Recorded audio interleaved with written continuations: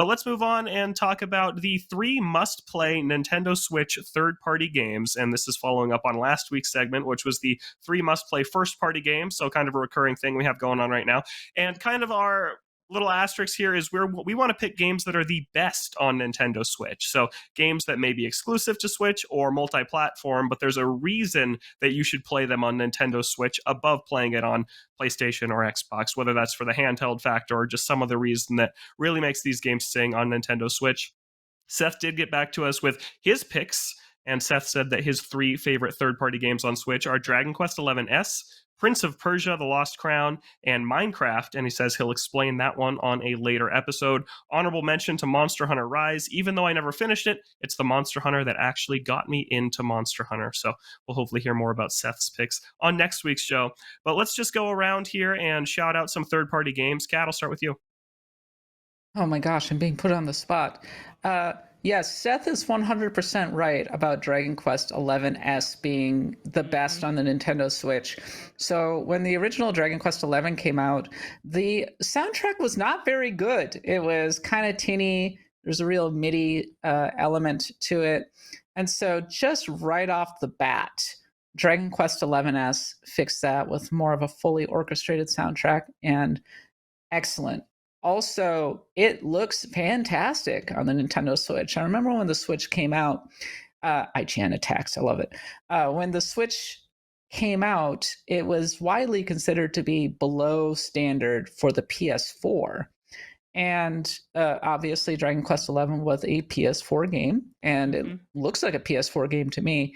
And I think Dragon Quest XI is kind of shows how with good programming, like very strong, clever programming, you can make PS4 era games look pretty darn good on the Switch's handheld screen. Plus, the Japanese RPG genre just works really, really, really, really well on handheld, all things considered. I'm going to shout out another Japanese style RPG. It's a little game called Bravely Default 2.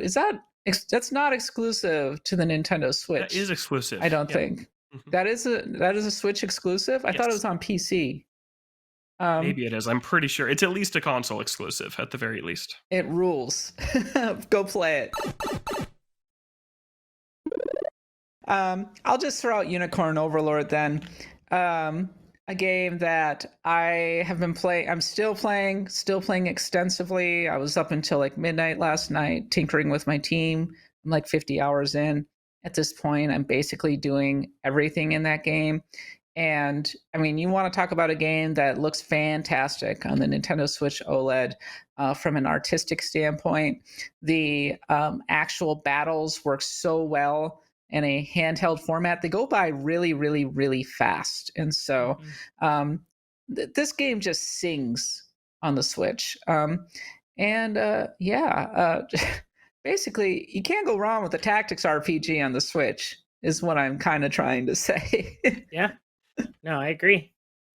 Yeah, I want to circle back to Dragon Quest for just a quick second, because that'd be one of my picks too. I think Dragon Quest XI is my favorite RPG of all time. I adore that game, and I think the Switch version is the best version of it, because something else really cool that they added to this one was there was that Japan exclusive 3DS version of the game that we never got in the West, and it had this 2D art style top-down to make it look like a Super Nintendo RPG, and they brought that into the Nintendo Switch version of the worldwide release, so you could just seamlessly switch between this 3D modern day gorgeous graphic RPG or this top-down pixel art old school style with random encounters RPG. And it was just a super cool thing they went above and beyond and added, because I don't think anyone would have minded if that was lacking. I think everyone would have just gone on with their lives, but instead we got this gorgeous thing they didn't need to do that I really like playing it in that way. They also added a ton of extra content, like there's some cool intermissions where you play as the other party members in their own little playable chapters, and they added some end game content too. So there's a ton of awesome stuff in Dragon Quest XI-S. And yeah, I know that they eventually ported the Switch version to PlayStation and Xbox, so all that stuff is on other consoles, but I still think it's just a perfect fit for Switch. Yeah, I love Dragon Quest XI. I put, I don't know, probably like 200 hours into this game just because I loved it so much and was like maxing out everything and seeing everything I could find. I played this when I was laid up on bed rest or whatnot for a while, and it was the perfect game to just sit there and just absorb everything about everything inside of this game. So couldn't give it any more kudos to this game than you guys have already given. It's fantastic.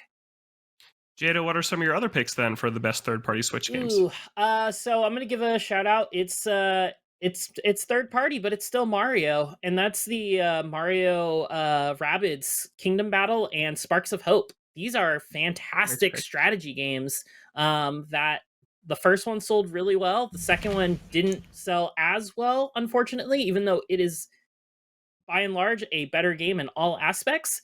I really love playing the Mario Rabbids games. It's full of all the charm and humor you'd want out of a Mario game as well as a Rabbids game. It's got just great strategies. Like there's so much customization you can do with the characters, especially when you get to Sparks of Hope and you can equip the different little sprites. I forget what they're called.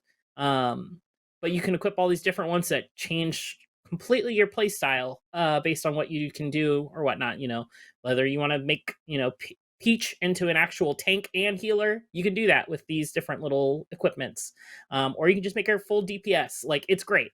Highly recommend playing these ones. These ones go on sale quite often for the Switch, so definitely if it's one you're not sure about because you're not like really into tactics games, give it a shot if you catch it on sale. I think I've seen Sparks of Hope down to like $20 at some point. Yeah.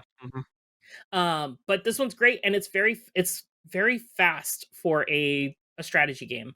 Like it doesn't feel like a lot of people hear strategy games like, oh, this is a slower cadence. Like no, this moves really fast.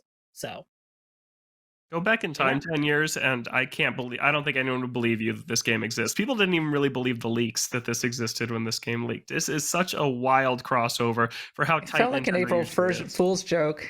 Yeah, it does feel like that. Yeah, it's pretty crazy. Yeah. These actually are big missing spots for me. I've not played either Mario and Rabbids game. I really need to get on both of these because I think I'd really like them if I got into them. The second one is pretty good, actually. But is it okay if I jump in really quickly and throw out maybe a less obvious one, but is also still really important? Yeah.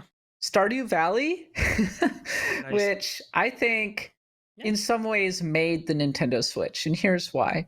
The Stardew Valley came out right at the beginning of the Switch's life cycle. And also the Switch coincided with the very early days of Stardew Valley as well. And it was just perfect on the Nintendo Switch. Very addictive, going the day-by-day farm building activities. The Switch version, I don't think has mods, but it is one of the most supported versions of Stardew Valley. Usually it gets patches relatively quickly after the PC version. I play online a lot with Stardew Valley on the Switch, and it's great with both local and online multiplayer. And it's low-key been one of the Switch's killer apps for a very long time, I think. And I think what a critical thing about the Switch was early days. Like we were talking about the Wii U, right? And it's like, could things have been different for the Wii U if, say, Splatoon or Mario Maker had come out? Maybe. But in the early days of the Switch, we got a really good raft of software, not just from Nintendo, who just went in with all of their barrels blazing between Mario Odyssey and Breath of the Wild and Splatoon 2 and all of that, but a great amount of third-party indies. And I think Stardew Valley was a big key one. And the secret strength of the Switch is that it's been just a fantastic indie system throughout its entire history. And that, more so than the Wii U or a lot of Nintendo's other consoles, has really helped to plug the gaps in what might otherwise be a pretty dry release schedule. Even now, in the year of our Lord 2024, a little game called Balatro is just tearing it up on Nintendo Switch. And I think in a weird way, it's kind of flown under the radar. I think a lot of people are playing on PC, but it's excellent on the Nintendo Switch. Perfect Switch game. Yeah, that's a really good shout. I think that kind of in the Wii U era of Nintendo, the Vita, the PlayStation Vita was kind of known as one of the best place to go for indies, and PlayStation 4 used to own that too, kind of in the early years of that console. And yeah, the Switch just came in and stole all of that thunder away. And I totally agree, Kat. It has been an awesome indies machine, and I hope that that continues onto the next platform. Even though we have things like Steam Decks now and these other hybrid consoles now, I hope that indie support on whatever comes next continues to be strong, even though these games sometimes come out a bit later on Switch than they do on PC, which means later than they'll come on Steam Deck. I think the indies are going to be really important to the next generation of Nintendo, like they always are. And I hope that their indie worlds continue, and I hope that it just continues to be the go-to place for that, because one of the next games I wanted to shout out is Celeste. I think that Switch, unless you're into the modding scene, which is pretty big for Celeste, Switch is the best console to play Celeste on by far. It just looks gorgeous on the Nintendo Switch OLED screen. It is super fun to play, and it's probably my favorite 2D platformer ever. I think that Celeste is just an incredible game. I played it on Switch right when it came out, I think in like January of 2018 or 2019. And yeah, so much fun, such a special game that I still replay about once a year to this day, because I just think its platforming is that satisfying, its story is that great. And yeah, IGN gave this one a 10. It's very well deserved. If you haven't played Celeste, you definitely have to get on it.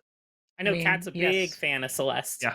Mm-hmm. Yeah, I wrote about it for the 5-year retrospective last year. So you should go check that out over on IGN.com. I talked to Maddie Thorson about it, talked to Lena Rain. Obviously, one of the best soundtracks in recent memory for a video game. Yes. I think a lot of people remember the early soundtracks, but it has a really impressive range and a real variety of instrumentation around it.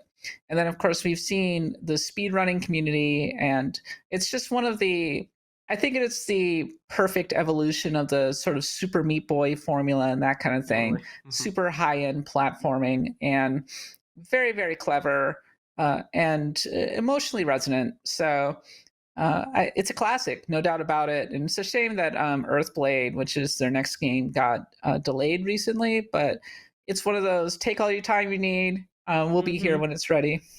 Yeah, I'm sure that game is going to be awesome. If it controls like Celeste does or anything similar to it, I think adding that to a Metroidvania context, that game's going to be huge when it comes out. Jada, you have any other games you want to shout out here for third party? Yeah, so this one was originally a, PC first kind of early access type of game, but it's one that found a lot of life on the Switch, and it's where I can't play it anywhere else, despite owning it on PlayStation and other consoles. And that's Hades. Hades, speaking of, roguelites, like Balatro and stuff like that, like Hades was kind of became one of the definitive roguelites for me after it dropped. Just the amount of storytelling woven into the roguelite, and top of all the different customization of the powers, how they pushed you to try out different weapons and encourage you with different bonuses was very smart. The challenge is there. There's tons of great stuff. Like you got to finish it like 10 15 times before you like roll credits, basically. So like you're encouraged to keep going through it for more and more story. There's tons of great characters. You get to pet Cerberus, like he's such a good boy. I love everything about Hades. I cannot wait for Hades 2. Hades 2 is one of my most anticipated games.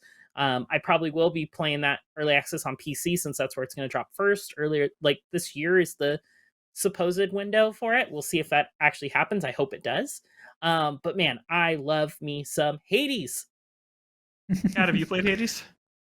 Absolutely. I really enjoyed it. I beat it with multiple of the weapons. I never did get all of the endings, because it's one of those games where you get to the end and then you're kind of encouraged from a story standpoint to keep going. I think the thing that was so impressive about Hades, obviously, was the sheer breadth of unique content. You could be playing for hours and hours and hours, and probably you're going to still find some new piece of dialogue, some unique character interaction, some of them laugh out loud funny. The music, obviously, in this game was glorious. And they did a really, really good job of bringing this one over to the Switch. And if I recall correctly, it even had the ability to transfer your save from the PC version over to the Switch version. Nice. That's great. Which was a big deal, honestly, because not a ton of games have cross save between different platforms in the Nintendo Switch. So big gratitude for that one. And it made me want to buy the Switch version just to support this game, because it was absolutely my favorite game of, I think, 2020. No, not 2020. 2019, whatever. I think it's 21? 2021. It was 2020. I think it's IGN's 2020 Game of the Year.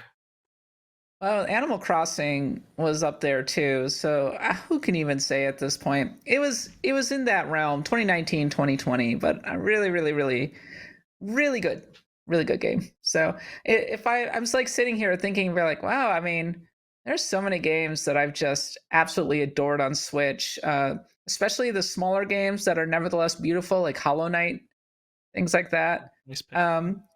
And like my Switch is sitting right over here, and I would like to just grab it and start going through all of my library, because at this point, my Switch library is basically just a history of my gaming habits for the last 7 years. It's really wild to consider, and it's not just been Nintendo first party for sure. Yeah, it's just crazy. I think that it can't be overlooked. Just when the Switch was announced and they showed all these things we were going to do with it, and I'm not sure any of us really believed them at the time, but it has just been transformative in the way that at least I've played games. I know a lot of others have, and I think that easily the Switch is my most played console of all time in Very much so. 7 years. It's not even close. Like, just it's my favorite console ever, and it's not close. Same. I don't think. Yeah, I think that from the awesome first party lineup, which I know you all talked about last week, to some of these games we're talking about, is it the best gaming library ever? Because I think that it might be. It's not. No, I think the PS2 or PS4 has it. Definitely has something over the Switch, but I think there's a lot to be said for the Switch. Certainly, it's one of the greatest retro libraries of all time, between the sheer amount of remasters and the sheer breadth of indie games. And then I think Nintendo Switch Online isn't as strong as what we got on the Nintendo Wii, but it's pretty darn close. I mean, just between the Game Boy Advance, the Genesis, just add in the PC Engine, we'd really be cooking with gas right there. But as a retro appreciator myself, who buys all of the little retro collections for Castlevania Advance and Mega Man and all of that stuff, the Switch is just a joy. I think I would love to show it to baby Cat and be like, look, this is your dream console. This is the console you've been dreaming about your entire life. Here you go. Just kidding. You have to wait till 2017. I really hope that we don't have to start over on the Nintendo Switch Online library. Oh, we will. Yeah, gosh, we will. Not again. It's Nintendo. Not again. Seth mentioned this one, but I do want to give a bigger shout out to Monster Hunter Rise, which I just think is an awesome Nintendo Great game. This one is on other platform and it runs at a higher frame rate, but this was originally built for Switch and it came out on Switch first, so I still think it's worth shouting out here. But Rise is just awesome. It takes things that World did to kind of reinvent the franchise, and it just runs with them. It adds the wire bug, which is a really new awesome mobility mechanic that, in my opinion, makes the game a little bit too easy, but I still think it's a blast to go and hunt monsters. I put in over 200 hours into Rise, and there's still a lot that I could go back and do, but this game looks so amazing for a Nintendo Switch game. It's built in the RE engine, which is just magical to me, and it looks so good on Nintendo Switch. The monsters have incredible detail. It does run at 30, but it stays at that 30 pretty consistently. And then the online is probably the best online experience I've had on Nintendo Switch. It works really well. I've rarely had any disconnects in my time playing this game over the last 3 or so years. It's just an awesome Nintendo Switch game. And Jada, you're a big fan of this one too, right?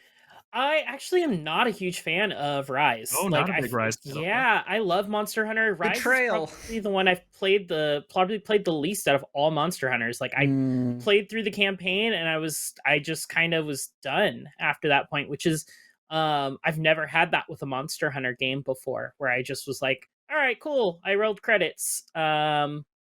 I guess I'll do more stuff. And then I was just like, I just found myself not wanting to go back to it. I even tried, I was like, maybe it's because I'm playing on Switch. Maybe it's like, maybe I'll enjoy it more on PC. And I gave it another shot on PC, and I was just like, I'm still just not feeling it for some reason. And I think it's a lot of what you had to say with the wire bugs, where it made it just a little too easy. Mm. And I think the wire bugs were just a little too powerful for my take. Yeah. And this is somebody who came from World and Iceborne, where I love the Clutch Claw, and the Clutch Claw is overpowered, but it Yeah, felt like totally. the monsters had enough like they were just more dangerous, I guess, to where it kind of still felt a little bit balanced, more so than you got with the wire bugs in Rise. I also didn't really care for the whole like gathering the wire bugs throughout the map type of thing. Like, yes, it's optional for strength and stuff like that, but I felt like I was at a serious disadvantage, especially in the tougher fights, if I didn't go around and spend 5 minutes collecting all the bugs where I knew they were. So I think that was just really what got for me. It was just like the wire bug. I just didn't feel it. Like, I love um the story was fine. I love the aesthetic, the setting and everything for it, but it just, for some reason, Rise just didn't really click with me. Yeah, I will say I was a little bit cooler on Rise after just the initial campaign. Also, I also didn't like the rampage at all, where you had to Yeah. fight hordes and hordes of monsters. It just did not feel very good in a Monster Hunter game. But Sunbreak is where I really turned around on Rise. I think Sunbreak is an awesome expansion. It added so many cool monsters, and it fixed some of the issues you're talking about, Jada, like having to hunt for the spear birds to upgrade your character during each hunt. There's ways you can kind of get around that to get to the hunt faster. So Sunbreak is awesome, but yeah, I agree. The base Rise was not nearly as good as World was, but Sunbreak I think goes toe to toe with it. Yeah, What Yeah. do you it's think of Monster funny. Hunter Rise? Yeah, it's funny. I'm of two minds on Monster Hunter Rise. On the one hand, it's a technical marvel. The fact Mhm. that it has so much Yeah, stuff on the screen, absolutely enormous monsters. The fact that the Switch doesn't just outright crash during the yeah, Rampage missions is really, really impressive, and shows the power of the RE engine, which I've said is the diametric opposite of EA's Frostbite engine, in that it's extremely flexible and and gorgeous and can handle a lot of different game types. I'm constantly shocked by how good RE engine is, honestly. But so yeah, like, it is a real achievement on the Nintendo Switch. I put a lot of hours into it, played all the way through the campaign, did all of the post game content in the original. I have a thing with Monster Hunter games that I makes me a little exhausted, is when you go through the entire base game and you just know that master rank is waiting for you. You're Mhm. like, oh, mhm, I'm gonna have to basically start over again when the expansion comes out. I don't want to do that. Oh my god, because there's so much grinding going on in the Mhm. base game. It's not even funny. And then you get into the expansion like Sunbreak or Iceborne, and then you're basically hitting the reset switch. And the thing that annoyed me, just like I praised Hades for not letting me do a cross save, Monster Hunter Rise did not let me do a cross save with the PC version of Yeah. Rise, Yeah. which mhm. was ridiculous. I'm sorry. It was Yep. ridiculous that I wasn't able to get my save over there. That's so much time. And I was like, I'm Yep. not starting over. I got into Sunbreak, but I never quite finished it. But at the time, Monster Hunter Rise, I think, was maybe one of my game of the years for the year that it came out. I think it was 2021 thereabouts. Yeah. Mhm. And I have still have a high opinion of it, even if I think World is better. Yeah, I'm a Yep. little nervous for an open world Monster Hunter next year. I don't know what that is going to look like, Oh, I but can't. that is a It's non-tendo going to be topic. sick. I cannot wait for Wilds. Wilds is like my game of the year. I'm already predicting it before getting any hands on. I'm Mhm. predicting that's going to be my game of the year. Wilds looks fantastic, and we've only seen so little of it. I'm just an open world hater. There's only like 5 Mm. open world games that I actually like. I hope this joins that short list and is one of them. Which one's your favorite? Tears of the Kingdom, hands down. Yeah, I Mhm. Oh, love Tears of the okay. Kingdom. Fair enough. Um, Fair enough. I pretty much only like open world games that don't barf icons all over my map. So if Mm. it doesn't do that, then Fair. I'm going to be a fan of it. Yeah, like I Yeah. like Red Dead 2. It doesn't really do that. And doesn't really count, but Forza Horizon is kind of an open world game. I like Forza Horizon 5 a lot. So, Mm. but yeah, I just generally don't like like I'm struggling with Rebirth again, Non-tendo. I'm struggling with the open world aspects of that one myself right now. Love everything else Mm. about it, but just not that open world aspect. All right, Jada, last call for any third party games you want to shout out. Yeah, my last one's another kind of crossover kind of game, and that's Cadence of Hyrule, Crypt of the Necrodancer, Nice. featuring The Legend of Zelda. I loved Crypt of the Great Necrodancer when it title. first dropped on PC back in the day, and 2019 gave us the Zelda version of it, and you get to play as Cadence. And I actually I went to, I think it was PAX, and I got like all the like characters from it. Oh, that's so cool. And so unfortunately didn't have like the Zelda ones, but the original Crypt of the Necrodancer characters I got. So it's really cool. I got a bunch of those figures. But man, this was just such a cool way to experience a Zelda like kind of game. That you got rewarded for fighting to the beat. It was like musical Zelda. And that's something. This came out at a time where I was craving great music in a Zelda game. Because like I've said, Yes. and I think a lot of people have agree, where Breath of the Wild had a great score, but it was missing that strong tie to music that many other previous Zeldas had. And this one kind of is what set me off. I was like, yes, this is what I want in a Zelda game. I want some fantastic music that just really like plays a part in the role of playing through the game. It was such a perfect match to mix these two franchises together. Yeah, this game is awesome. The music, like you said, is just a clear highlight. I felt the exact same way about Breath of the Wild, where I think that Skyward Sword, by the time we got to that game, I was getting a little bit tired of there being a mechanic tied into an instrument. But then when it was gone, I really missed it. And I really missed that strong soundtrack and that strong tie into music that Zelda has always had. And yeah, this game was just a perfect fit. And again, just another cool example on Switch of Nintendo loosening the grip a little bit with its franchises and handing the reins of something as sacred as Zelda to an indie developer to take a shot at it. And it worked out really great. I just hope that victories like this and like victories like Mario plus Rabbids are just going to make it so we continue to see Nintendo be more risky with its franchises, because I love seeing stuff like this that makes the wait 6 years between mainline Zelda games just much more bearable when we get awesome projects like this, or even like Hyrule Warriors, which I'm a big fan of that series too. I love stuff like that coming to Switch. Kat, last game you want to shout out before we move on here? Oh man, I was shouting out a lot of them, but I'll just throw out one more for you.